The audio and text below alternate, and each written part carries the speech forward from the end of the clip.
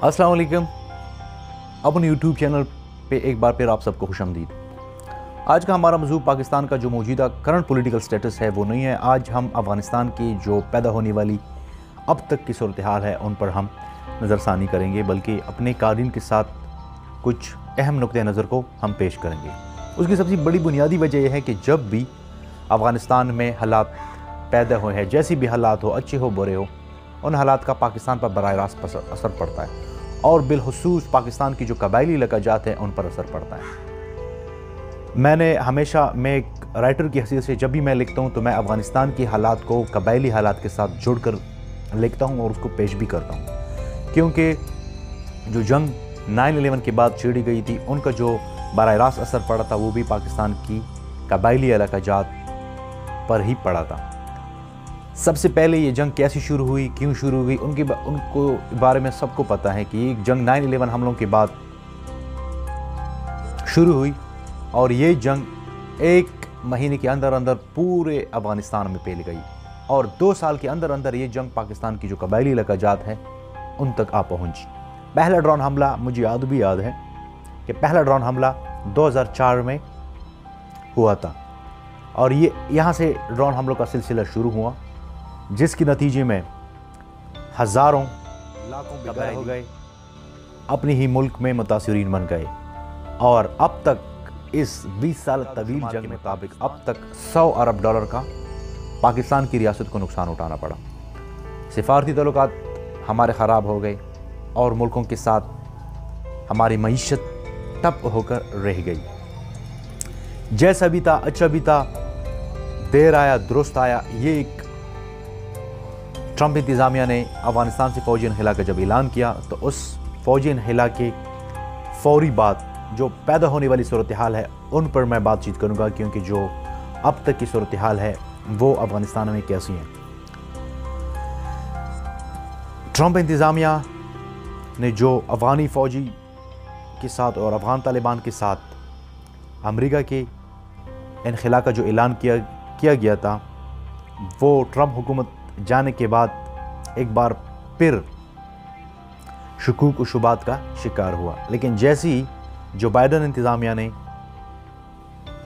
14 अप्रैल 2021 को इस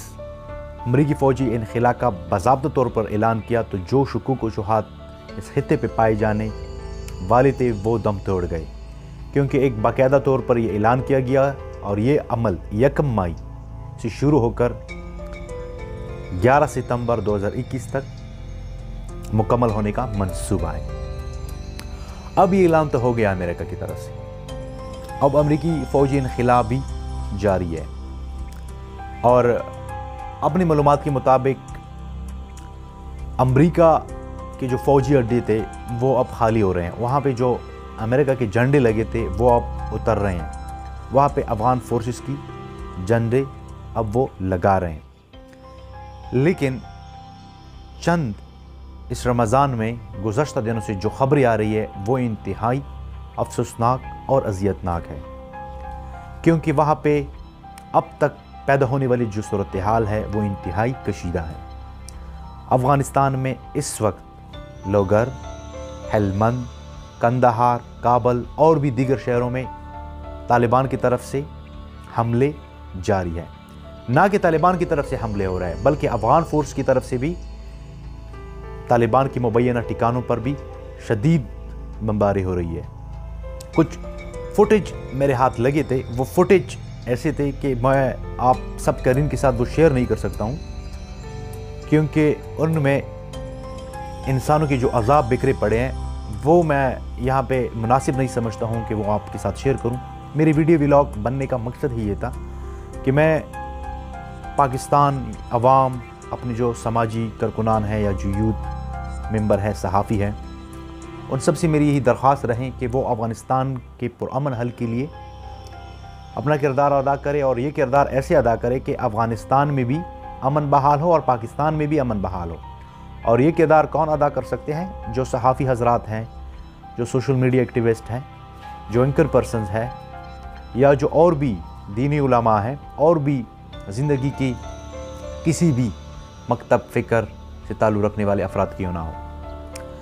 کیونکہ جو خبریں افغانستان سے موصول ہو رہی ہے وہ ان خبروں میں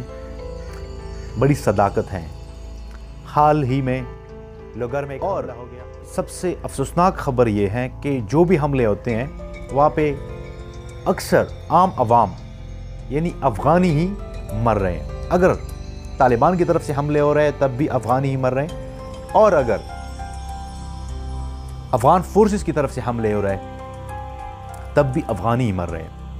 کل ہم نے ایک پوسٹ کیا تھا، اس میں ہم نے یہی لکھا تھا کہ اب تک امریکی فوجی انخلا کے تناظر میں افغانستان کی جو خراب حالات ہیں ان کے ذمہ دار یا تو طالبان ہوں گے یا افغان فورسز، کیونکہ دونوں ہی افغانی ہیں۔ اگر دونوں ہی افغانی آپس میں لڑ رہے ہیں تو نقصان صرف اور صرف افغانستان کا ہے، اور اس نقصان کے تناظر میں پاکستان کی قبائلی علاقہ جات کو بھی بھاری نقصان اٹھانا پڑا اور ابھی بھی پڑ رہا ہے۔ ہمیں آج بھی یاد ہے کہ افغانستان میں پیدا ہونے والی جو اب بدتر صورتحال تھی، ان کے تناظر میں جو لوگ وہاں سے بے گھر ہو گئے، قبائلی علاقوں میں آئے، افغانستان سے پاکستان ہجرت کر کے یہاں پہ آئے، تو ان میں مختلف قسم کے لوگ شامل تھے۔ انہی لوگوں کی وجہ سے پاکستان کو بھی نقصان اٹھانا پڑا اور افغانستان کو بھی نقصان اٹھانا پڑ رہا ہے۔ میں یہ کہنے کی کوشش ہرگز نہیں کر رہا ہوں کہ افغانستان کے لوگ یہاں پہ بدامنی کے سبب بنے، نہیں، افغانستان میں جنگ کی وجہ سے یہ علاقے بدامنی کے سبب بنے، کیونکہ وہاں پہ جنگ تھی، اور ضروری بات ہے جن علاقوں میں جنگ ہو وہاں پہ تو نہ صحت کا نظام درست ہوتا ہے، نہ تعلیم کا نظام، اور نہ ہی باقی جو ملکوں کے امن کی صورتحال کا نظام ہوتا ہے وہی۔ اس وقت میں کافی یعنی دکھ اور تکلیف میں مبتلا ہوں، کیونکہ افغانستان کی جو موجودہ صورتحال ہے وہ بالکل بھی درست نہیں ہے۔ فوجی انخلا یہاں سے جا رہے ہیں افغانستان میں، اور اب تک وہاں پہ جو حملے ہو رہے ہیں، کل ہی ایک نیوز اینکر جو کہ ایک جوان لڑکا تھا ان کو شہید کیا گیا۔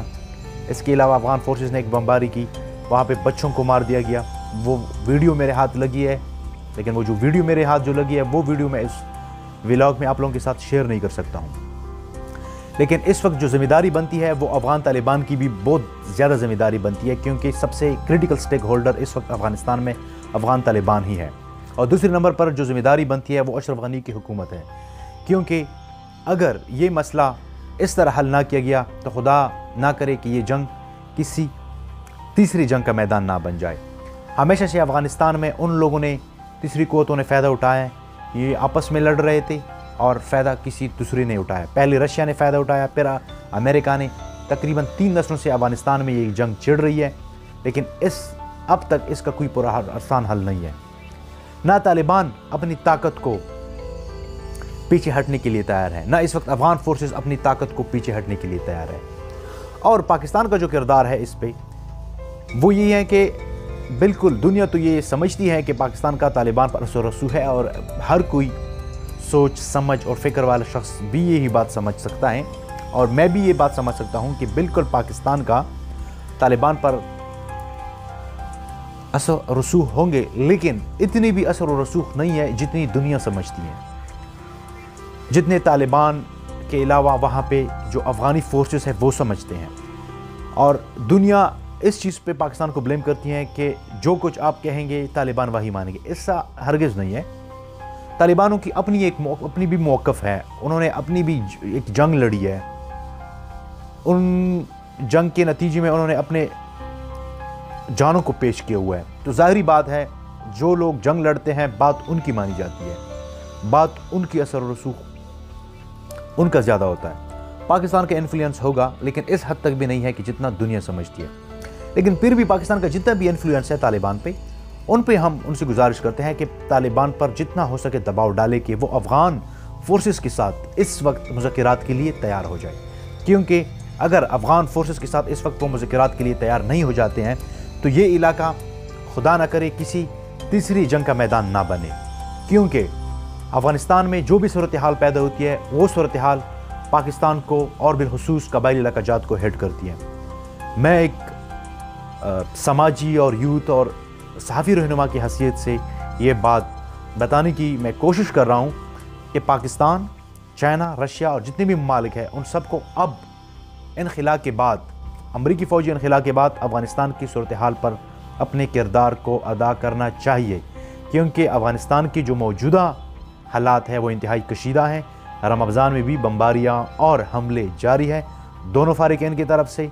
کوئی بھی فریق پیچھے ہٹنے کو تیار نہیں، اور اس صورتحال میں اگر یہی حالات رہے تو یہ حالات پاکستان اور باقی دنیا کے لیے بھی خطرات پیدا کر سکتے ہیں۔ آج کے اس ولاگ میں مجھے اجازت دیجیے۔ اللہ حافظ۔